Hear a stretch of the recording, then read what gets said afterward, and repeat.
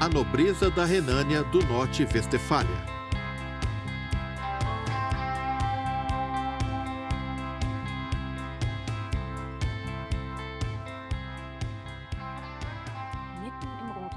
No nordeste da Renânia, do Norte-Westfália, em meio às montanhas de Rotar, é onde está localizado um dos tesouros desta região, Wittgenstein.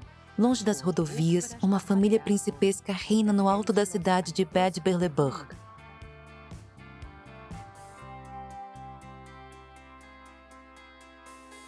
Os príncipes de Sayn-Wittgenstein-Berleburg. Esta família tem cuidado de toda esta região há mais de 750 anos. Nós trouxemos um pequeno presente para o chefe desta família.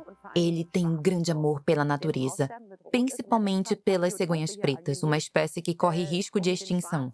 Para atraí-las, ele criou aqui alguns habitats. Nós trouxemos um café da manhã para uma delas. O príncipe hereditário Gustav é segundo na hierarquia da família. Nós estamos aguardando seu pai, Richard Casimir Karl August Robert Constantin, o príncipe de Sayn-Wittgenstein-Berleburg. Bom dia, muito obrigada por nos receber.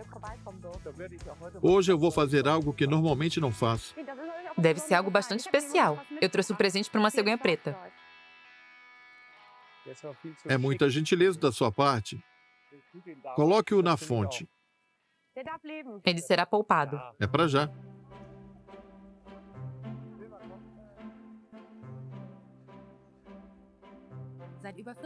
O príncipe Richard tem comandado os negócios da família há mais de 40 anos. Ele é genro do rei Frederic IX da Dinamarca, tendo se casado com a filha dele, a princesa Benedicte da Dinamarca, em 1968.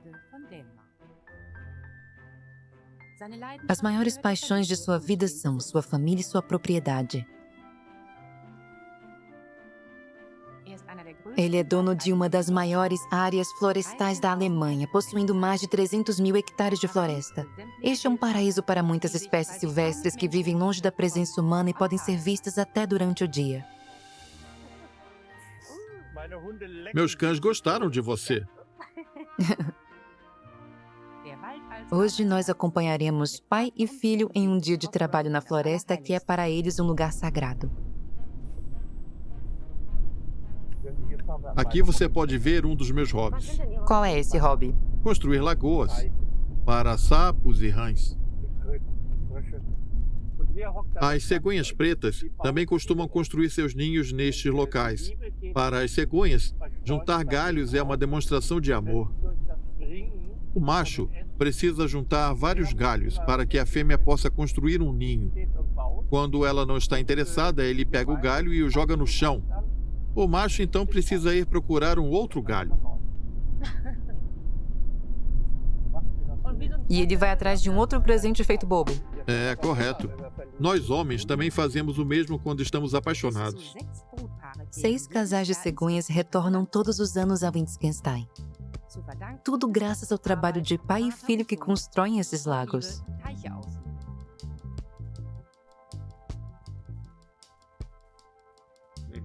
Nós somos muito próximos e nos damos muito bem. Nós nos vemos todos os dias, viajamos juntos e comandamos o negócio juntos, sem nunca termos um desentendimento. Nós trabalhamos em total harmonia e pensamos da mesma forma. Esta lagoa é nova? É sim, porém ela parece mais um charco. E quanto a essas 3 lindas estátuas? Tenho outras 2 em casa. Então são 5 labradores. E aquele bobalhão comprou mais um. Não me chame de bobalhão. Você estava morrendo de vontade de ter 2 anos atrás. Então é tudo culpa minha? É óbvio que sim. O príncipe não ama apenas as aves. Esses cães levam aqui em Berleburg uma vida que é o sonho de qualquer cachorro.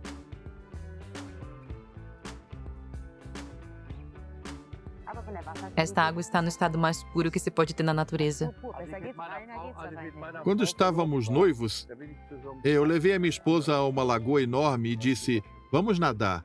Ela se virou para mim e disse, essa água está suja, eu não vou nadar aí. Se eu fosse na Escandinávia, eu pensaria que... O que você está vendo são as algas. Sem elas, essa água estaria mais limpa do que a que usamos em casa. Talvez o problema para ela era o frio. Nem eu entraria se a água estivesse gelada. A princesa Benedict também tem muitos afazeres. Como representante de sua irmã, a rainha da Dinamarca, ela trabalha oficialmente para o país, o que a levou a conhecer o príncipe Richard.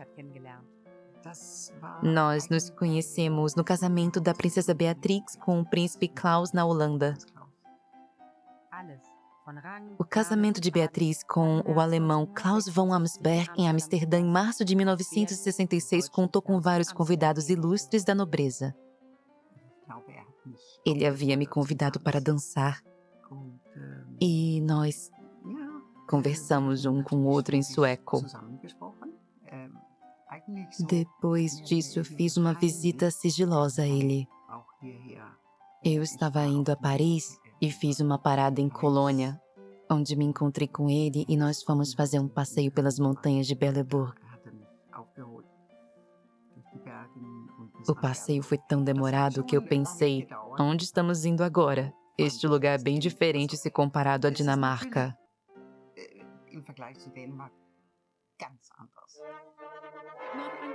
Esta é mesmo uma região única. Uma delegação monarquista de Beleburg partiu animada rumo à Dinamarca para comparecer ao casamento deles. Beleburg saúda Fredensborg. Em outras palavras, isso significa que a Alemanha saúda a Dinamarca. Nós conhecemos o príncipe muito bem. Eu sou natural de Beleburg e todos nós temos um enorme carinho por ele, pois ele é uma pessoa bastante amistosa. O nosso Richard é muito especial. Richard certamente sairá. Talvez ele até nos cumprimente. Beleburg! Beleburg! Richard! Richard! Richard!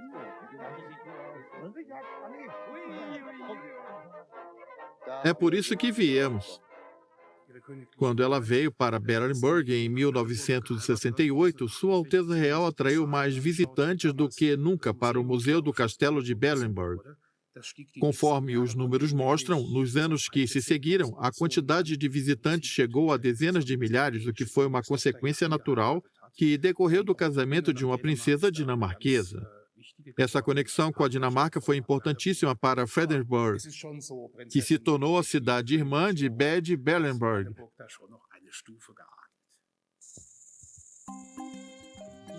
Com o fim da lua de mel, foi chegada a hora de voltar a Beleburg.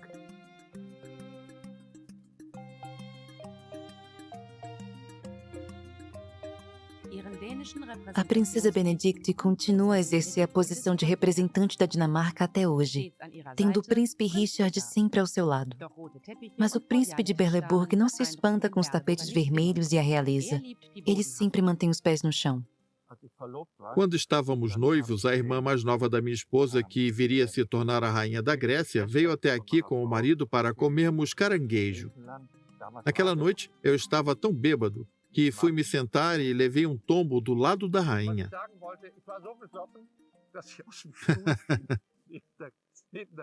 Eu me levantei, solucei, pedi desculpas e caí de novo. Eu fiquei com muita vergonha.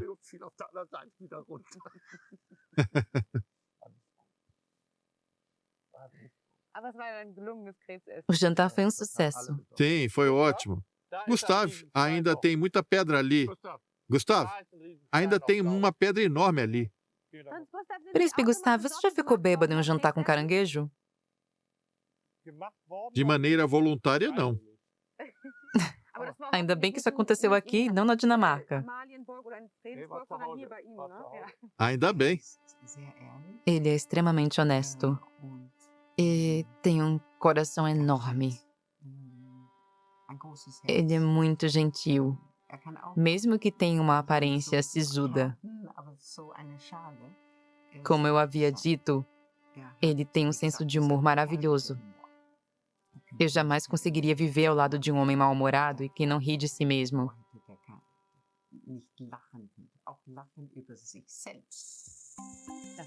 O castelo de Berleburg foi construído no século XIII no alto de uma colina.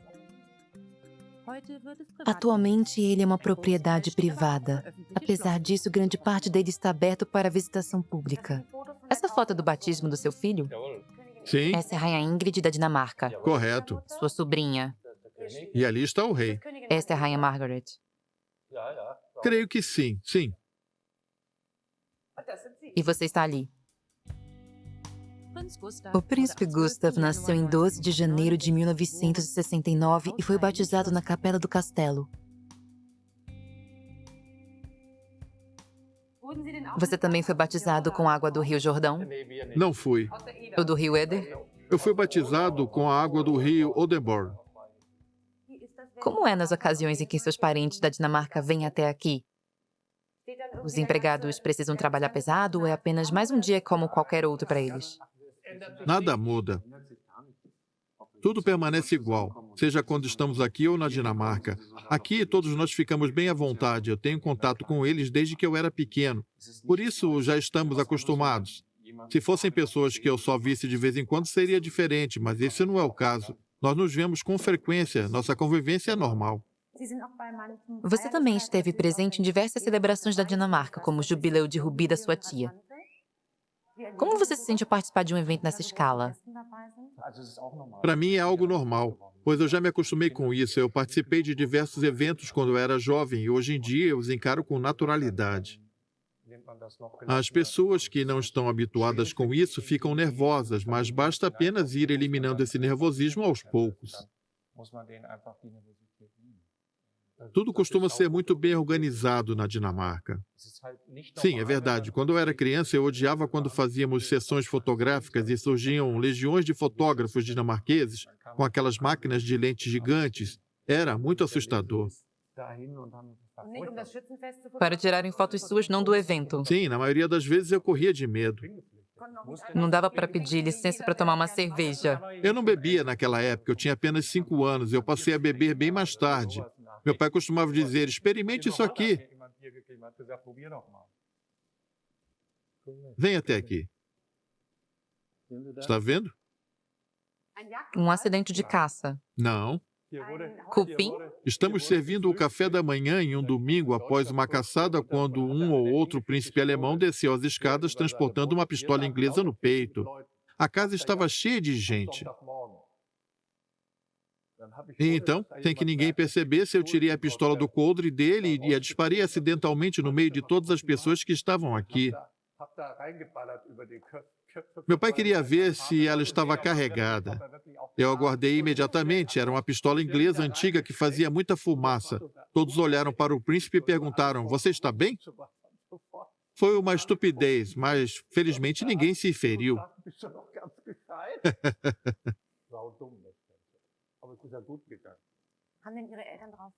Seus pais se esforçaram para que você seguisse os costumes da nobreza?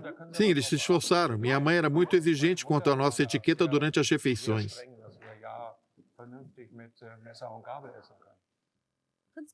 O príncipe Gustav é o mais velho de 3 irmãos. Ele tem 2 irmãs. Uma delas é a princesa Alessandra.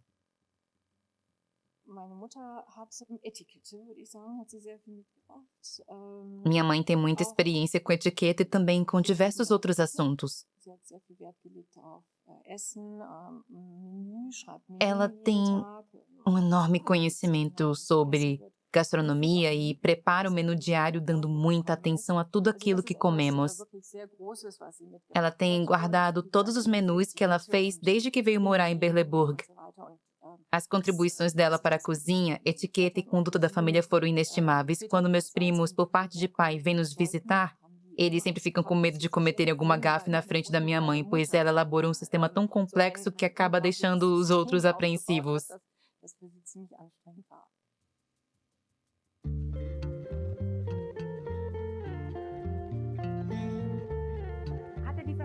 Alguém da sua família já morou neste castelo? Sim, minha avó morava aqui. Ela renovou o castelo em 1912. Ela construiu 2 torres e enormes escadas, algo que eu considero desnecessário, e tem uma manutenção muito cara. Ela alterou bastante o castelo ao instalar um sistema de aquecimento central e construir 13 quartos em 1912. Você mora neste castelo, Príncipe Gustavo? Sim, eu durmo no antigo quarto da minha avó. Quando eu estava tentando convencer Natalie a voltar depois dela ter ficado 13 anos longe do castelo, ela disse: "Eu volto se você me prometer que irá construir um estábulo e um picadeiro. Porém, eu não quero dormir dentro desse castelo nem por uma noite."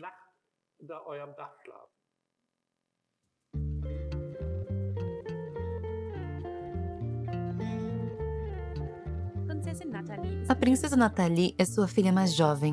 Ela treina com seus cavalos todos os dias nos estábulos do castelo. Ela é uma grande referência no hipismo internacional.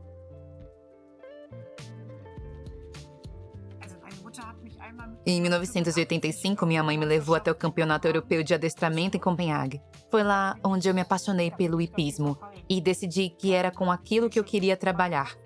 Eu queria mesmo fazer o mesmo que eles estavam fazendo. Em 2008, o entusiasmo dela por esse esporte deu a ela uma medalha de bronze nas Olimpíadas de Pequim. Faça seu alongamento.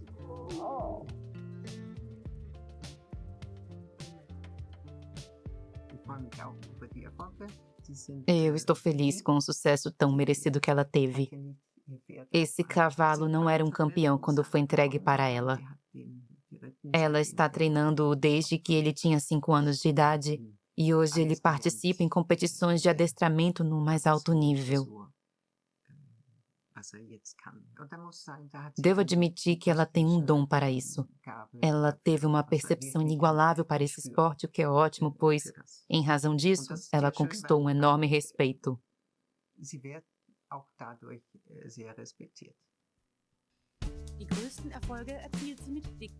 Seu maior sucesso veio ao lado de Digby. O castrado de 15 anos foi criado aqui mesmo no castelo.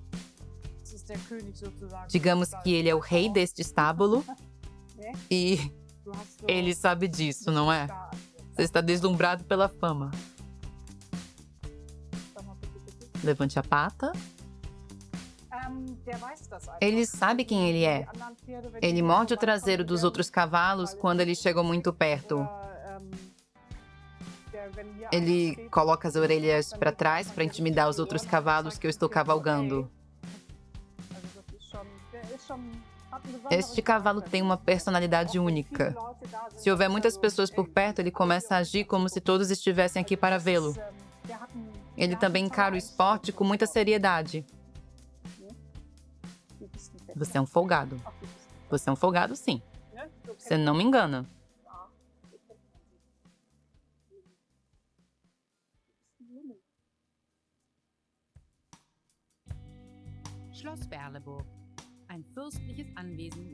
O castelo de Berleburg guarda dentro de si algumas coisas curiosas, como o maior chifre de cervo do mundo. Este presente dado pelo povo da Groenlândia ou o pônei favorito do vovô.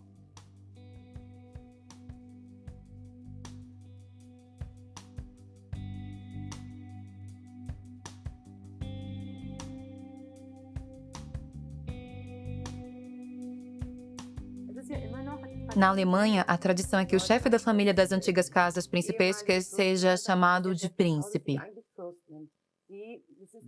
Era exatamente isso que eu queria te dizer. Esse é um dos motivos de eu ser pouco popular. Segundo uma lei antiga, os títulos de rei, príncipe e grande-duque não existem mais. O título se tornou parte do nome do portador. E todos esses cargos, seja de rei ou qualquer outro, foram extintos. Segundo a Lei dos Nomes de 1919, seu nome passou a ser Richard Príncipe de Sayn-Wittgenstein-Berleburg. Seu nome passou a ser príncipe. Esse é o meu nome. Todos que chamam a si mesmos de príncipes hoje em dia têm reclamações quanto a isso. Porém, se você adiciona príncipe à sua assinatura, todo mundo acha que você está brincando. Todos nós já enfrentamos algum problema por conta disso. A manutenção deste castelo certamente demanda uma grande quantia de dinheiro. De onde você tira o dinheiro para sustentar este castelo? Ele vem da nossa floresta. Nós tínhamos uma pedreira na floresta, mas hoje ela não existe mais. Há muitos anos, quando a minha mãe ainda era viva e eu estava na escola, um professor bem rabugento disse para a sala: "Crianças, o que vocês acham que é justo uma velha senhora morar em uma casa como aquela?"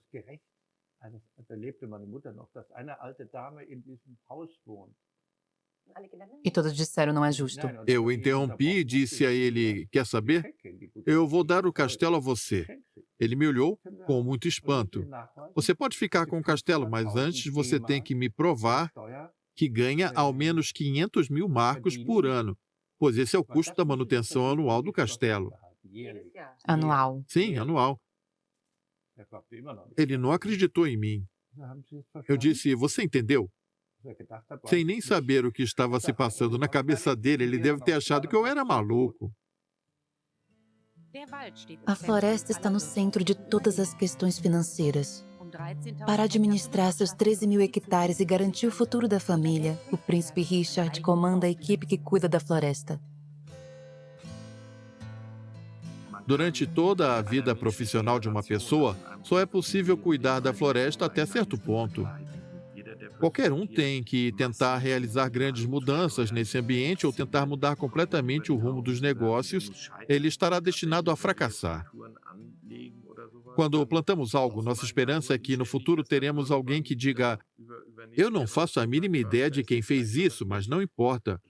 Eles fizeram isso muito bem feito e nos deram algo com o qual podemos trabalhar." Uma outra vantagem disso é que, se você comete um grande erro, esse erro já vai ter se tornado adubo para outros projetos quando for descoberto no futuro, o que é reconfortante. A família tem tirado seu sustento desta floresta há aproximadamente 300 anos. A extração sustentável de madeira é um sistema com eficácia comprovada. Nós praticamos a sustentabilidade aqui há quase 300 anos. Isso não diz respeito apenas à nossa família, mas a todas as famílias que já passaram por aqui, pois o projeto envolve diversas gerações. É porque, em síntese, você está criando uma base para a vida das próximas gerações. As árvores precisam de tempo para crescer. Os spruces levam 80 anos para atingirem esse tamanho. Uma faia demora 120 anos para crescer. É preciso pensar em uma escala diferente. 35 empregados cuidam desta floresta. Achim Richa é o civicultor-chefe e o diretor do Conselho da Tesouraria de Wittgenstein-Berleburg, que é o nome oficial do empreendimento da família. Veja só, a equipe toda está aqui. No meio profissional, nós chamamos de criançada. Só porque eles estão descontraídos? Nós precisamos colocá-los em formação. Quanto tempo por dia os rapazes passam na floresta? 8 horas. Sim, Faça chuva, faça sol. Há quanto tempo você está aqui? eu trabalho aqui há 17 anos. Eu passei um tempo aqui, trabalhei em outro lugar, mas depois eu voltei. Eu voltei em 1995, então faz 17 anos. O pai dele também trabalhava aqui, ele era péssimo. O pai dele e o avô dele também. Sua família trabalha aqui há 4 gerações. 5, meu filho também trabalha aqui. Ele é silvicultor na região de Gilhausen.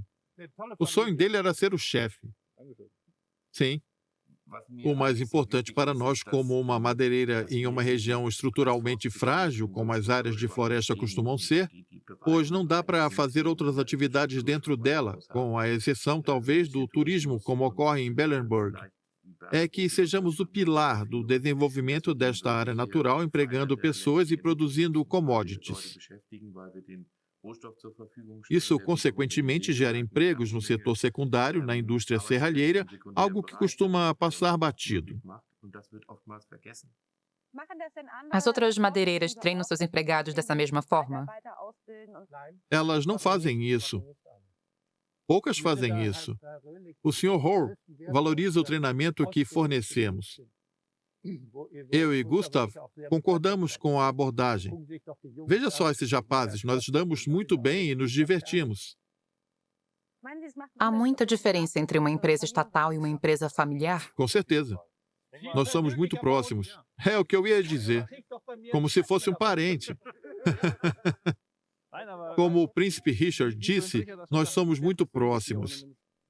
Em uma empresa estatal, os planos mudam constantemente. Uma hora eles querem plantar espruces, na outra eles querem faias ou carvalho, etc. Aqui nós trabalhamos e fazemos planos pensando no longo prazo.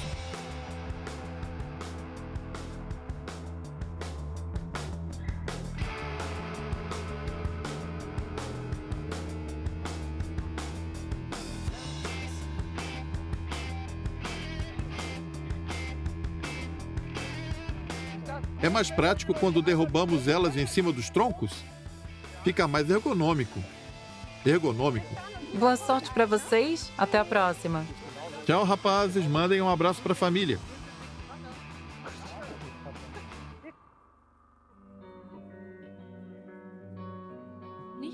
Não é só a floresta que é inspecionada diariamente. Seus habitantes também são.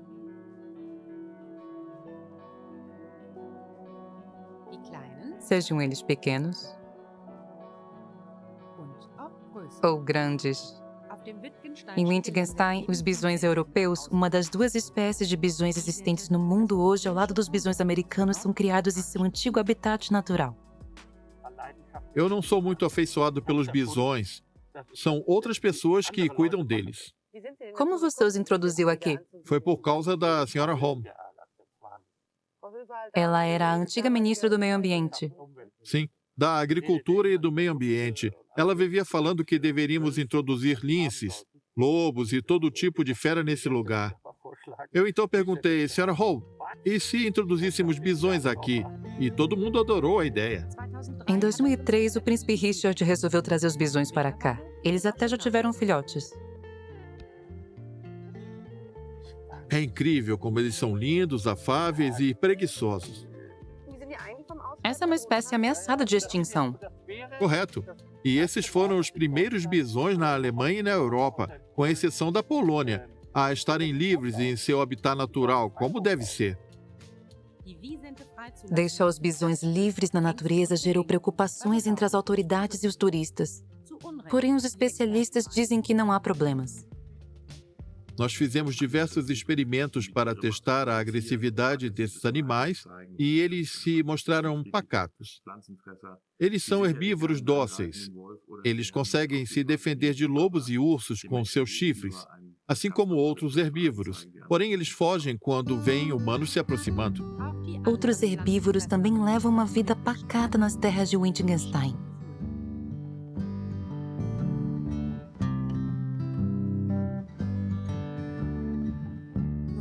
Eles precisam temer por suas vidas apenas uma vez por ano.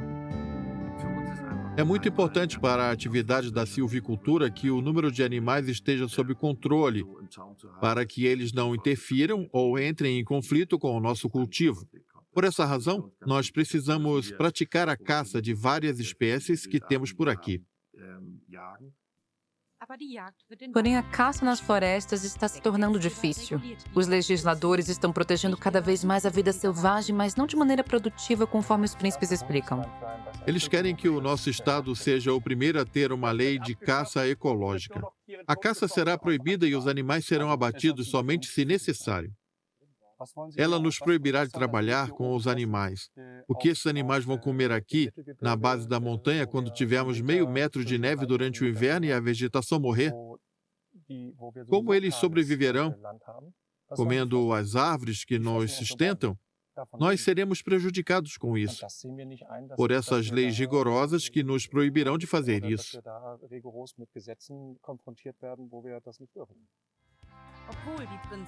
Apesar disso, a prioridade dos príncipes é cuidar dos animais.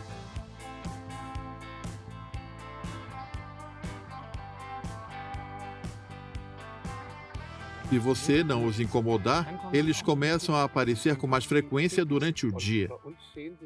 E é por isso que eles aparecem em plena luz do dia. Por que não estamos atirando neles? A caça acontece apenas durante 6 dias ao ano, através da caça de manejo. Todos, com exceção dos cervos grandes, são caçados assim. Eles têm a paz e a tranquilidade o ano todo. Nós praticamos a caça porque ela faz parte da cultura do nosso país. nós discutimos abertamente sobre ela.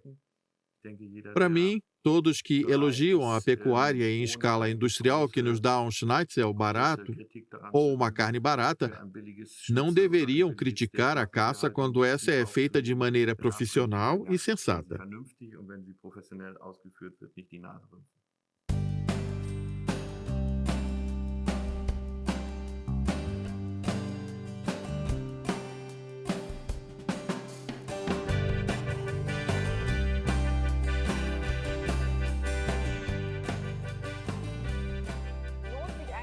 Vale a pena, do ponto de vista econômico, caçar para comercializar a carne que é processada desses animais?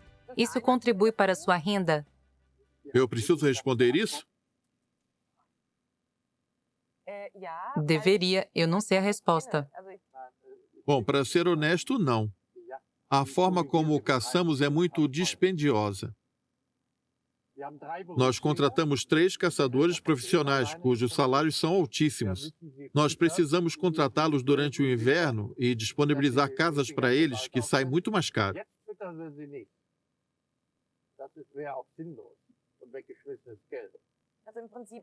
Porém, essa é uma das suas paixões e você também pensa do ponto de vista ético. Eu não gosto de ver animais em excesso, principalmente se eles estiverem escondidos por aí.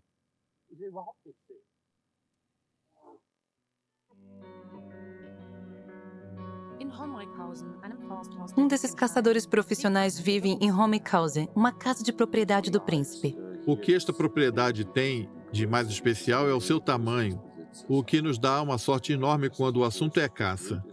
Nós basicamente podemos caçar de maneira uniforme em uma grande área. Nós podemos praticar a caça em uma área de 8.000 hectares de uma propriedade de 13.000 hectares. É por isso que este território é único. Este é um ambiente ideal para os animais como o veado vermelho, que ocupam uma enorme área durante seu período migratório. Aqui eles habitam apenas uma área ao invés de terem de passar por 10 áreas diferentes. Vamos lá? Você vai até lá? Quer vir junto? Gustavo também vai? A velhinha não está. Vocês estão falando de uma pessoa ou da cachorra? É a minha esposa. Hoje é aniversário dela. Eu me assustei ao ouvir velhinha. É uma brincadeira. Oi, crianças. Venham aqui. Venham. Ele é corajoso. Como você é corajoso. Você é lindo. Não, vocês vão me derrubar. Não, parem.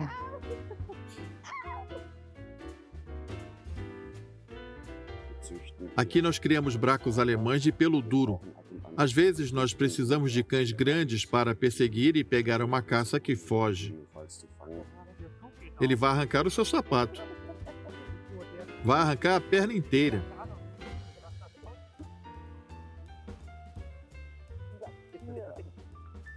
Essa raça se destaca por ser ótima em localizar a caça que abatemos. Eles não se assustam fácil, são robustos e têm o pelo curto e é fácil de cuidar deles.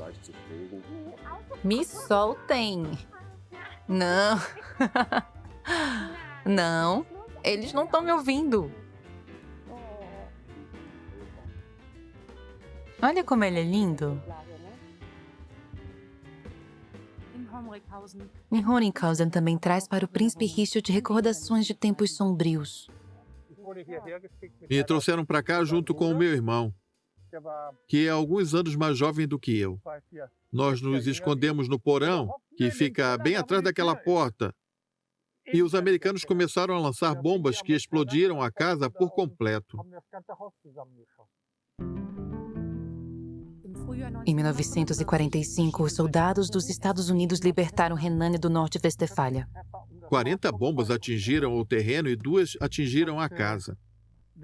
Durante a noite, quando ouvíamos aviões, nós nos amontoávamos ao lado de uma pilha de batatas e chorávamos enquanto as bombas caíam.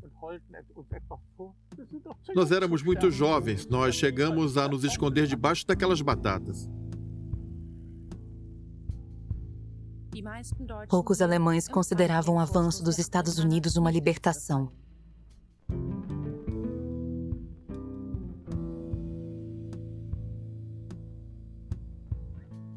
No entanto, os príncipes de Wittgenstein eram uma peça importante para o regime nazista. A região de Wittgenstein era uma grande apoiadora do partido nazista antes mesmo de eles terem alcançado o poder.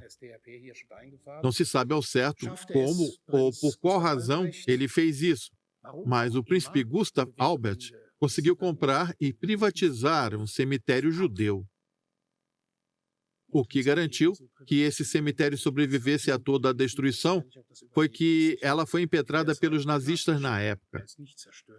Diferente de outros, este foi poupado. Ele se encontra hoje em excelentes condições e isso serve para mostrar que Gustav Albert, assim como todos os outros príncipes de Bellenburg, não eram membros do partido nazista. Isso está expresso de maneira bem clara. Mas o príncipe Gustav Albert, o pai do atual chefe da família, não conseguiu escapar de ser obrigado a servir o exército na frente oriental.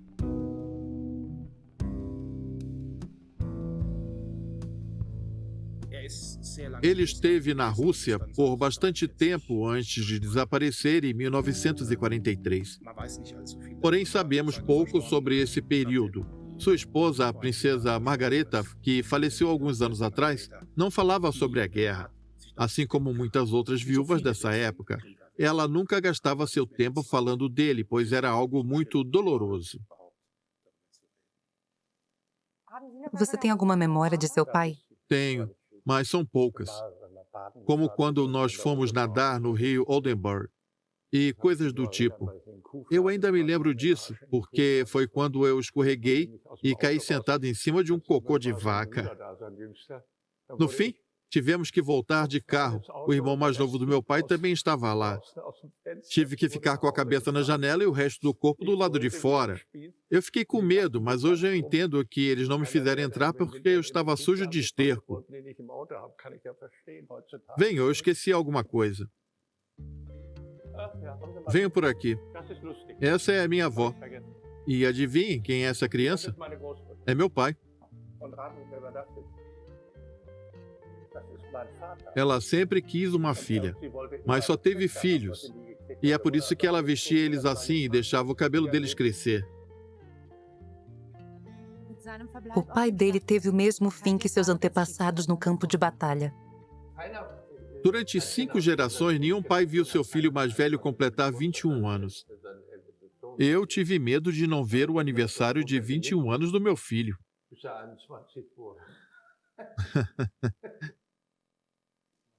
Meu pai foi o primeiro a ver o filho completar 21 anos depois de 3 gerações. Quantos anos você tinha quando eu tive aquele acidente de cavalo? 3 anos. Eu quase morri naquela ocasião. Foi um acidente grave. O cavalo empinou e caiu em cima de mim. Eu sempre tive muita sorte, como quando uma bomba caiu a 20 metros de mim e o cavalo tivesse caído alguns centímetros mais abaixo ou ao lado, eu teria morrido. Tirando isso, nunca passei por nada mais sério. Certa vez eu adoeci bastante, porém eu sobrevivi, mesmo com a chance sendo bem pequena. Foi o que os médicos disseram. O quê? Em 2003, o príncipe Richard, então com 67 anos, desenvolveu um tipo raro e agressivo de câncer. Sempre que ouvimos que alguém está com câncer, nós pensamos: ai, meu Deus. Porém, é um sentimento distante. Quando isso se torna algo próximo de maneira súbita, o sentimento é bem diferente. Nós tínhamos muito medo que o nosso pai, não sobrevivesse a isso. A quimioterapia foi terrível. Gustav deixou seu trabalho em um banco inglês e voltou a morar no castelo. Nós então passamos a cuidar dele. Todos diziam que não dava para saber se ele ficaria melhor.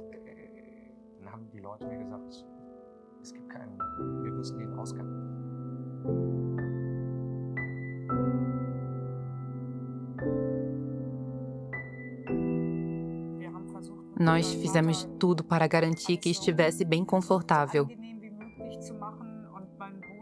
Meu irmão deu muito apoio a ele, assumindo todas as responsabilidades da família para que meu pai se recuperasse em paz.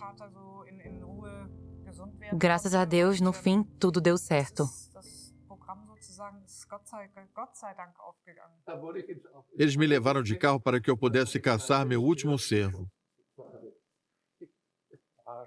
Ele já estava curado?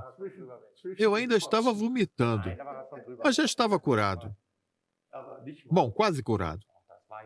Aconteceu há muito tempo, já faz mais de um ano. Atualmente, o príncipe Richard administra a família ao lado de seu filho Gustav, que um dia herdará esta propriedade. Ele está totalmente recuperado e está fazendo aquilo que sempre fez durante toda a sua vida. A vida dele está conectada à natureza. Quando vemos ele cavando um buraco na floresta, ele não aparenta estar velho. É como se ele tivesse 30 anos. Ele sempre fez isso durante toda a sua vida. Nós conseguimos perceber que ele deseja cuidar da natureza, criando um espaço onde ela possa prosperar.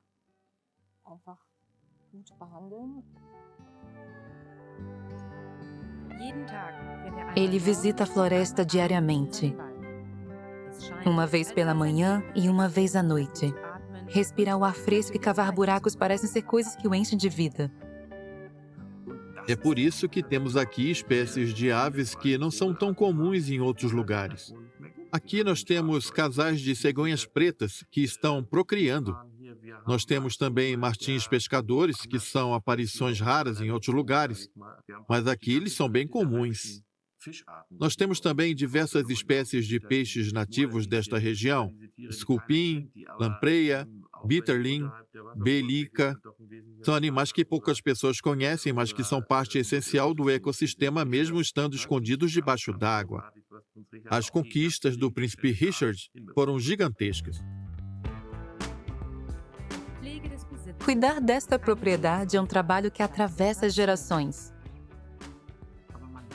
Nós enxergamos esta propriedade como se ela tivesse sido emprestada a nós e nós precisamos devolvê-la na melhor condição possível, ou ao menos nas mesmas condições em que nós a recebemos para as próximas gerações.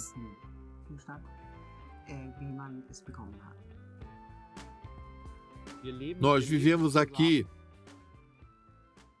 como se estivéssemos vivendo no paraíso. Nós vivemos no paraíso. Poucas pessoas vivem tão bem quanto nós, como pai e filho. Eu falo do nosso estilo de vida. É verdade. Viver próximo à natureza é a coisa mais linda que existe. Mas é só porque temos muito espaço que podemos, sabe? Abrir as asas. Olha ali, tem um ganso vindo e ele não nos viu. O castelo de Berleburg em Wittgenstein. A beleza deste lugar e o carinho de seus proprietários foram muito marcantes para mim.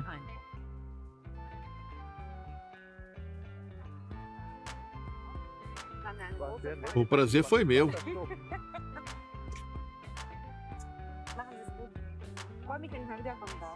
Sim, volte sempre. As portas estarão abertas. Cuide-se.